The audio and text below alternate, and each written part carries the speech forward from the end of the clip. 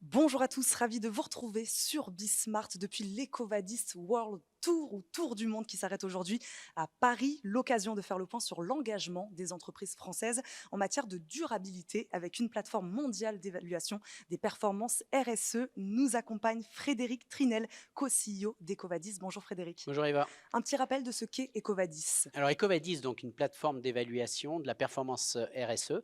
Nous sommes une boîte de software, on a à peu près 100 000 clients dans le monde et notre objectif c'est d'évaluer la performance sur les sujets environnementaux, sociaux et éthiques des sociétés. Donc les grands groupes nous utilisent en particulier pour évaluer leurs fournisseurs éparpillés partout dans le monde, dans plus de 185 pays, et on a aussi de l'activité dans le domaine de la finance durable. Voilà. Est-ce qu'on peut faire un point avec vous sur le niveau de maturité justement des entreprises françaises, faire un petit constat sur leur performance RSE actuellement? Alors effectivement, la performance RSE des entreprises varie en fonction de la géographie, varie en fonction de la taille des entreprises, mais aussi du métier dans lequel elles se trouvent. Les entreprises françaises sont plutôt bonnes en performance RSE, c'est Bonne nouvelle. 4e mondial.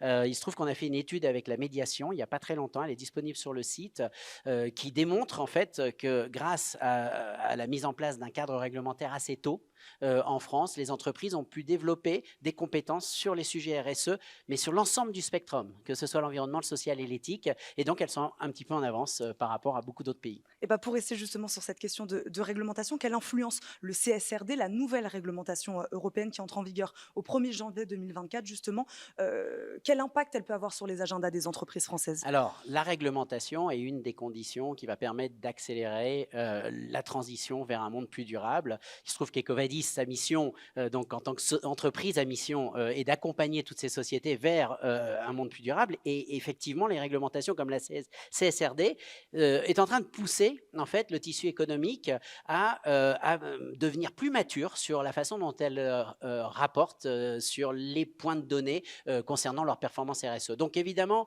c'est assez nouveau pour beaucoup de sociétés. Alors, encore une fois, en Europe, c'est une uniformisation des réglementations, parce que beaucoup de pays ont chacun leur propre réglementation.